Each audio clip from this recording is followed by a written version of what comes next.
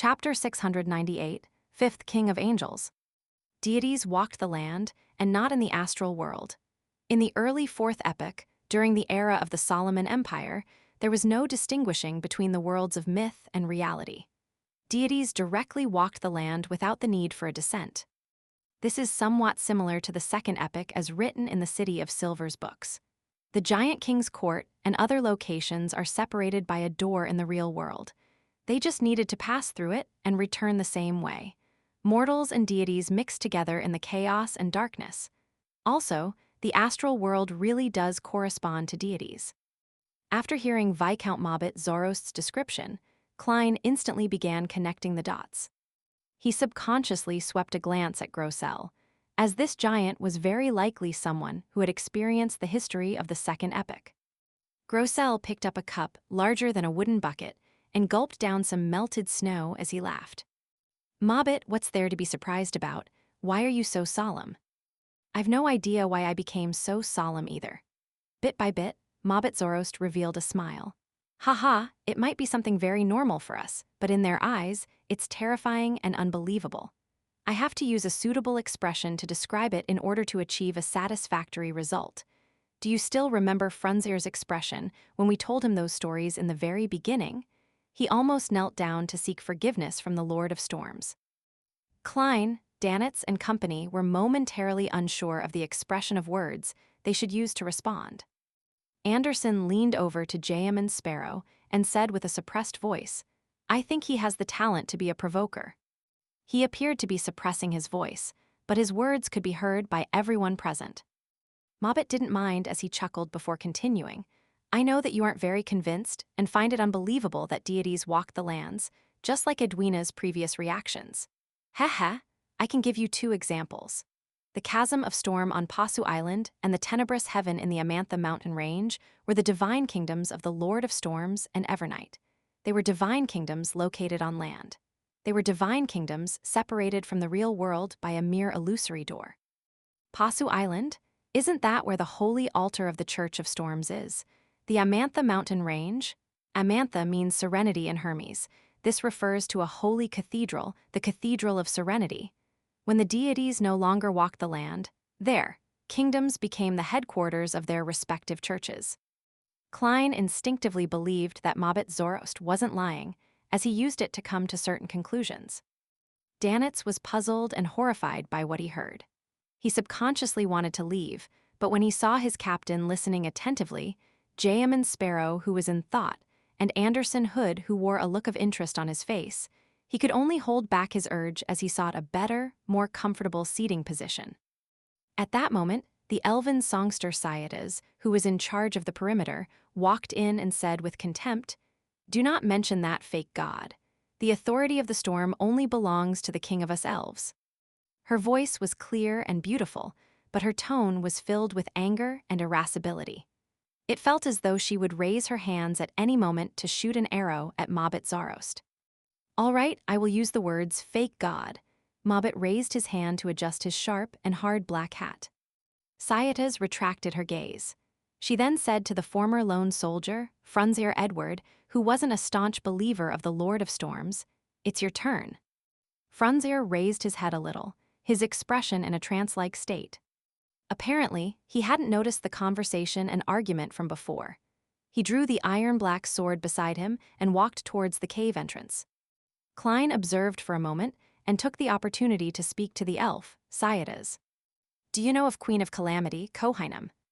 He wasn't actually sure if Kohainam was Elf King Soniathrim's subsidiary god, Queen of Calamity. His inquiry was for elven songster Syadas to give him the answer. Syadas's gentle and exquisite face immediately produced a trance-like expression like Frunzier's. "I haven't heard her name in a long time. She is the queen of us elves." Mobbit and Frunzier didn't even know of her existence. "Where did you encounter her? No, learn of her situation." As she spoke, Syadas's tone became urgent. At that moment, Danitz looked at Jayaman Sparrow in surprise, reflecting over the revelation that the madman was so knowledgeable. He was even able to share a common topic of interest with an elf from ancient times. "I never expected you to be a scholar. I really couldn't tell at all." Anderson sighed as he shook his head. Vice Admiral Iceberg, Edwina likewise, cast her gaze at Klein. Her limpid blue eyes had a strong desire to learn from him.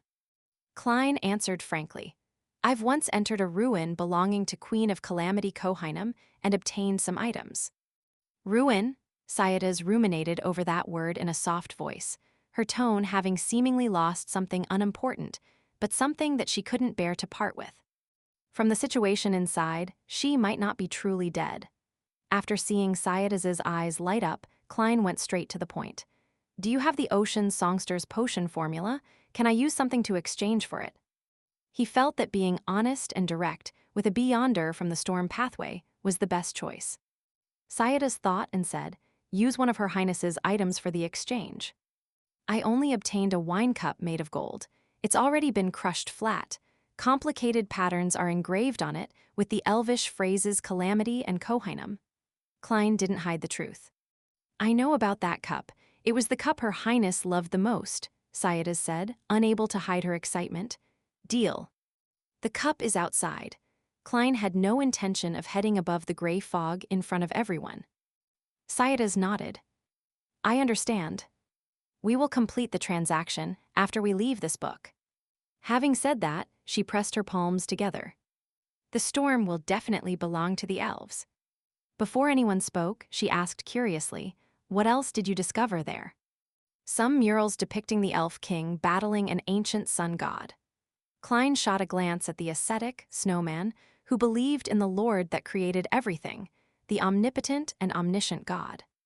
With his back still facing the fire, the middle-aged man who was facing the stone wall finally opened his mouth. "No, he isn't the sun god. He is our Lord, the Father of all things, the great source of everything. He wasn't battling the Elf King, but taking back the authority which belonged to him." Just as Snowman said that, Sayada stood up and aimed her arrow at him. Suddenly, this elven songster's plaited black hair flared up in violation of the laws of nature. The strands of hair were distinct, and they were all swirling with silver lightning, emitting a strange, deep blue luster. Just as Sayada's was about to release the arrow, a huge grayish-blue palm appeared before her, blocking the arrow tip without any fear of being struck. It was the palm of the giant, Grosel. One of the traits of this race was its exaggerated limbs. They were so long that they appeared a little distorted. Therefore, simply by sitting there, he could stop Sayada's by extending his arm. "All right, Snowman, cut it out. As you know, Sayada's is an elf who likes to put actions before words," Grosel said to the ascetic before turning his head to the elven songster. "Sayada's, we are companions who can leave our backs to each other. We have experienced plenty of dangers together. You can retort Snowman and even beat him up, but do not attempt to harm him." As expected of the lead of the book, he's filled with positivity, but what's the difference in beating him and harming him? Klein couldn't help but mumble. Sayada's grunted and sat back down, turning the mood heavy and silent with a level of awkwardness. Giant Grosel used his single vertical eye to survey the area before chuckling. "Then I'll talk about my past. Before entering this book, I lived in the Giant King's court. I was one of the guardians of the waning forest. It's somewhere only our king can enter. Rumor has it that buried inside it are his parents, who also form the origins of us giants. The Giant King's court is formed of many parts, and the waning forest is one of them. Buried in there is the most ancient ancestor of the giants." Klein listened attentively, only wishing to ask more. To him, this was more valuable than the fourth epic's history. This was because the City of Silver's hope likely laid in the Giant King's court. However, before he opened his mouth, Edwina spoke before him. "Grosel, what did the book look like when you received it?" Grosel raised his hand to rub his cheeks. "It had nothing, like an empty book waiting to be writ. I even thought that Grosel might be a completely fictional character in the book."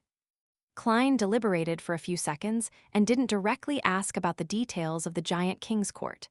He turned to say to Mobbit Zarost, "Do you know of Blasphemer Ammon?" Blasphemer refers to the entire family of Ammon. They are the archenemies of us Zarosts. It's said that they have a very powerful and terrifying ancestor that even our Robberose and Medici viewed with great importance. They even feel fear towards him.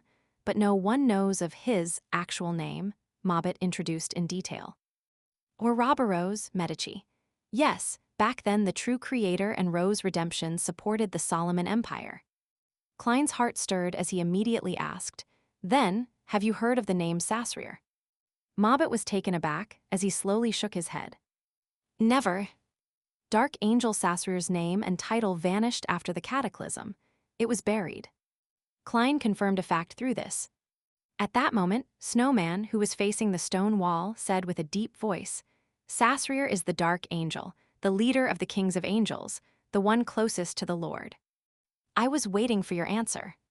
Klein cast his gaze on the ascetic and asked in a deep voice, "Apart from him, or Rose, Medici, and Ammon, what other Kings of Angels are there? You don't have to say out all their names." Klein was afraid that it would result in unnecessary reactions, just like the Repenter in Afternoon Town. Edwina, Anderson, and Danitz were at a loss from the very beginning.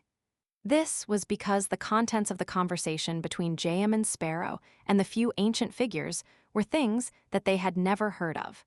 They found it unbelievable that this crazy adventurer knew so many secrets. After a few seconds of silence, Snowman said, "There's also the Angel of Imagination, Adam." Just as he said the name, the entire cave shook. The familiar and crazy tyrannical aura rapidly descended. King of the North Uluson had arrived.